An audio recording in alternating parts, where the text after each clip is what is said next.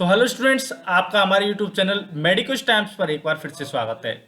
Students, हम बात कर रहे हैं आपसे बायोकेमिस्ट्री की, और बायोकेमिस्ट्री में हम आपके साथ में पढ़ रहे हैं प्रोटीन। पिछला जो हमारा लेक्चर था वो आपके लिए बताने का था कि पेप्टाइड बॉन्ड्स किस प्रकार से फॉर्मेशन होता है, और डाइपेप्टाइड, ट्राइपेप्टाइड, यानी हमने 10 तक की बात की थी आपसे डेकापेप्टाइड। तो डेकापेप्टाइड तक हमने बात की ली, तो फिर हमने आपको बताया था कि किस प्रकार से जो है अमीनो एसिड्स हैं उनको पढ़ा जाता है, किसमें, प्रोटीन की जो प्राइमरी स्ट्रक्चर है उसमें उसमें हमने आपसे कहा था कि एन टर्मिनल से लेकर जो सी टर्मिनल है, यानी कि एक साइड में जो है अमीनो ग्रुप है फ्री, एक साइड में कार्बोक्सिलिक ग्रुप है फ्री, तो वहां तक हम पढ़ते हैं। ठीक है, अब हमने ये आपसे बात की, अब हम आपसे जो बात की फिर उसके बाद में कि जो पेप्टाइड्स हैं उनको हम किस प्रकार से पढ़ेंगे। तो देखिए, अगर हमने आपको बताया तो यहां पर ये पेप्टाइड बॉन्ड जो है वहां पर बन रहा है अमीनो एसिड्स के बगल में बन रहा है। कहां बन रहा है? दो अमीनो एसिड्स के बीच में बनता है क्या? पेप्टाइड। तो ये वाला तो है, ये वाला बॉन्ड है फ्री वाला, ठीक है, और ये वाला बॉन्ड है फ्री वाला। तो इसमें अगर हम देखते हैं तो पेप्टाइड बॉन्ड बन रहे हैं एक और दो, दो पेप्टाइड बॉन्ड बनते हैं, और जो हम बॉन्ड है उसमें जो हमारा आप अमीनो एसिड होता है जो कि एन साइड से होता है पहला, उसका नाम उसके पीछे हम लगा देते हैं oil, means to say that glutamate है। ठीक है, तो अब इसका पेप्टाइड बॉन्ड, इसका नाम हो जाएगा ग्लूटामाइल। आगे बात समझ में? इसी हिसाब से सिस्टीन है तो ये क्या हो जाएगा? सिस्टीनाइल। और फिर आपके बाद में ये यहाँ पर कोई मतलब अमीनो एसिड है नहीं, यानी कि तीन अगर अमीनो एसिड है तो दो ही बनेंगे। तो ये इस प्रकार से हमने आपको समझाया था। ठीक है, आपको समझ में आ गया है। फिर हमने इसमें यह भी बताया था आपको कि सिंगल लेटर से या तो हम उसको बताएंगे, उसकी चौथंड जो है देंगे, या फिर उसको तीन जो लेटर्स हैं उनको लेंगे, उनके द्वारा देंगे। अब हम आगे आगे आपसे बात करते हैं कि जो पेप्टाइड जो होती हैं उनकी चेन होती है, बॉन्ड्स की जो चेन होती है उनकी डायमेंशंस के बारे में बात कर लेते हैं। तो अगर स्टूडेंट्स, अगर आपने हमारे यूट्यूब चैनल को सब्सक्राइब नहीं किया है तो सब्सक्राइब कर लीजिए। चलिए, dimensions of A peptide chain. एक पेप्टाइड चेन यानी कि पेप्टाइड बॉन्ड्स जो हैं कंटिन्यूअसली बन रहे हैं, और जो प्रोटीन की जो प्राइमरी स्ट्रक्चर है वो बड़ी हो रही है। ठीक है, तो the dimensions of a fully extended polypeptide chain are depicted in 4.7। इसमें दिए हुए हैं 4.7 की जो टेबल है उसमें दिए हुए हैं इनकी जो डायमेंशंस होते हैं। The two adjacent alpha carbon atoms are placed at a distance of 0.36 nm। ये आपसे पूछा जा सकता है कि दो एडजेस्टेंस जो अल्फा कार्बन है वो कहां पर प्लेस किए जाते हैं, किसमें? पेप्टाइड जो हम बात करते हैं चेन उसमें, तो उसमें आप कहेंगे कि वो 0.36 nm पर है। The intra atomic distances and bond angles are also shown in this figure. चलिए, हम बात करते हैं आपसे 4.7 जो डायग्राम है उसके बारे में। तो देखिए, ये तो हमारा जो है फ्री एंड कौन सा हो गया है? सी टर्मिनल हो गया है। ये कौन सा हो गया है? फ्री एंड टर्मिनल हो गया है।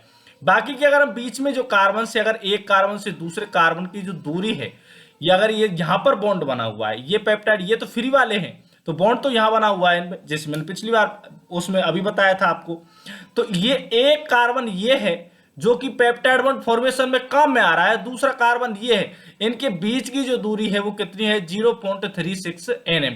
बाकी की इनकी जो बॉन्ड लेंथ कितनी होती है वो ये इसमें आपस में दिखाई होती है कि भाई एन और एच की यहाँ पर 0.1 है, इस कार्बन के और इसके साइड में 0.132 है। इनके फिर जो बॉन्ड एंगल्स हैं वो भी बताए गए कि बॉन्ड एंगल्स किस किस हिसाब से होते हैं। तो ये बॉन्ड एंगल जो होता है, ये बॉन्ड एंगल होता है 110 डिग्री। ठीक है, तो ये कार्बन, यानी जो कार्बन जो होते हैं वो 110 डिग्री बॉन्ड एंगल पर रहते हैं। आगे बात समझ में? तो ये दो पेप्टाइड चेन्स के जो बीच की जो दूरी है, पेप्टाइड बॉन्ड्स के बीच की दूरी है वो कितनी है? 0.36। यहां पर कार्बन प्रेजेंट है, कार्बन से कार्बन के बीच की दूरी। आगे बात समझ में? चलिए, अब हम बात करते हैं आपसे, डिटर्मिनेशन करते हैं प्राइमरी स्ट्रक्चर का, किस प्रकार से करते हैं, उसके कौन कौन से तरीके हैं। The primary structure comprises the identification of constituent amino acid with regard to their quality, quantity and sequence in a protein structure। उनकी अमीनो एसिड्स की कैसी क्वालिटी है, क्वांटिटी है, या फिर उनकी क्या सीक्वेंसेस है, उसके आधार पर प्राइमरी स्ट्रक्चर एग्जिस्ट करती है। A pure sample of a protein और a polypeptide chain is essential for the determination of primary structure which involve 3 stages. तो इसकी जो प्योर अगर हम प्राइमरी स्ट्रक्चर की बात करते हैं तो वो 3 स्टेज से कंपोजिशन होता है उसका। पहला कौन सा है? पहला तो उसके अमीनो एसिड्स का कंपोजिशन क्या है उसके द्वारा होता है, ठीक है। दूसरा क्या होता है? दूसरा होता है डिग्रेडेशन ऑफ प्रोटीन, यानी कि और पॉलीपेप्टाइड इनटू स्मॉलर फ्रेगमेंट। मतलब फिर देखते हैं हम अमीनो एसिड्स के बाद में हम ये बात करते हैं कि जो उनके पेप्टाइड्स या प्रोटीन का तोड़ करके या पॉलीपेप्टाइड्स जो है उनको छोटे छोटे पार्ट्स में तोड़ करके उनकी क्या मतलब कंडीशन है। फिर डिटर्मिनेशन हम किस प्रकार से करते हैं, अमीनो एसिड्स की सीक्वेंसेस क्या है। वही तीनों बात हो गई हैं। क्वालिटी क्या है, क्वांटिटी क्या है और सीक्वेंस क्या है। तो पहला पॉइंट हो गया है उनकी क्वालिटी, यानी अमीनो एसिड्स का कंपोजिशन। और दूसरी बात हुई क्वांटिटी, जब हम डिग्रेडेट करते हैं तो कितनी क्वांटिटी उनकी है छोटे छोटे टुकड़ों में। और तीसरा क्या है? अमीनो एसिड्स का सीक्वेंस। अब बात करते हैं हम determination of amino acids composition किस प्रकार से होता है। तो सुनिए, द प्रोटीन और polypeptide is completely hydrolysed to liberate amino acids which are quantitatively estimated.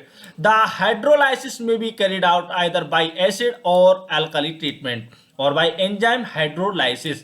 Treatment of these enzymes, however, result in smaller peptides rather than amino acids. तो देखिए क्या है, अगर हमको अमीनो एसिड्स के बारे में जानना है तो भाई साहब ये छोटे छोटे जो पॉलीपेप्टाइड्स हैं उनमें तोड़ देगा, स्मॉलर पेप्टाइड्स में तोड़ेगा, ठीक है। स्मॉलर पेप्टाइड्स में तोड़ेगा, फिर इनका हम एस्टिमेशन करेंगे कि कितने हैं, आगे बात समझ में, कितने हैं। और फिर ये अगर होगा किस काम से होगा, ये होगा हाइड्रोलाइसिस के द्वारा। आप हाइड्रोलाइसिस किस तरीके से कर सकते हैं, आप इस मतलब ये कर सकते हैं, आप एसिड के द्वारा भी कर सकते हैं, एल्कली ट्रीटमेंट के द्वारा भी कर सकते हैं, या फिर आपके पास कोई हाइड्रोलाइटिक एंजाइम है उससे भी कर सकते हैं, ठीक है। चलिए, प्रोनेज, प्रोनेज क्या होता है? प्रोनेज होता है is a mixture of non specific proteolytic enzymes that causes complete hydrolysis of protein. तो प्रोनेज जो है एक मिक्सचर है किसका? प्रोटियोलाइटिक एंजाइम्स का, ठीक है, जो कि हाइड्रोलाइसिस कंप्लीटली करता है प्रोटीन्स का। तो ये प्रोनेज को ध्यान रखेंगे, आपसे आगे पूछा जाए तो क्या है, तो आप कहेंगे भाई साहब ये तो एक नॉन स्पेसिफिक मिक्सचर है किसका? प्रोटियोलाइटिक एंजाइम्स के, जो कंप्लीटली क्या करता है? हाइड्रोलाइज करता है। Separation and estimation of amino acids. अब क्या है, आपको छोटे छोटे टुकड़ों में तोड़ दिया, अब उनको आपको अलग करना है और फिर जो अमीनो एसिड्स को नापना है। The mixture of amino acids liberated bye protein hydrolysis can be determined by chromatographic techniques. जो इंपोर्टेंट पॉइंट्स आ रहे हैं हाइड्रोलाइसिस से, वो कौन कौन से तरीकों से किया जाता है, प्रोनेज क्या होता है। अब ये अगला जो है चीज सेपरेशन, और ये चीजें की जो है क्या किससे की जाती है? क्रोमेटोग्राफिक टेक्निक्स के द्वारा की जाती है। The reader must refer chapter 41 for separation and quantitative determination of amino acids. Knowledge on, यानी कि अगला जो चैप्टर आएगा 41 उसमें बताया जाएगा। Primary structure of proteins will be incompletely without A through understanding of chromatography. Chromatography क्या होता है उसको आप वहां पर 41वें नंबर के चैप्टर में पढ़ेंगे। चलो मैं भी बताऊंगा आपको। तो यहाँ पर आपको मतलब सेपरेशन और जो है आपको सेगमेंट को किस प्रकार से गिनना है, अमीनो एसिड्स को गिनना है, ये किससे होगा? क्रोमेटोग्राफी से, ठीक है। अगली बात करते हैं degradation of protein into smaller fragments. Protein is a large molecule which is sometimes composed of individual polypeptide chains. Separation of polypeptide is essential before degradation. तो यानी पहले तो आप जो है डिग्रेडेशन करते हैं तो उसमें पहले आपको पॉलीपेप्टाइड अलग करनी पड़ेंगे। तो वो दो तरीके से हैं, एक लिबरेशन ऑफ पॉलीपेप्टाइड्स के द्वारा और नंबर ऑफ पॉलीपेप्टाइड, ये दोनों प्रक्रिया है। पहले आप लिबरेशन फिर नंबर उसकी ज्ञात करना है आपको। तो इन चीजों को हम आगे बात करेंगे अगला जो वीडियो है उसमें। तो अगर आपने हमारे YouTube चैनल को अभी तक सब्सक्राइब नहीं किया है तो सब्सक्राइब कर लीजिए, वीडियो को लाइक करिए, कमेंट करिए, शेयर करिए और हमारे साथ में बने रहिए। ऐसी ही वीडियोज के लिए धन्यवाद।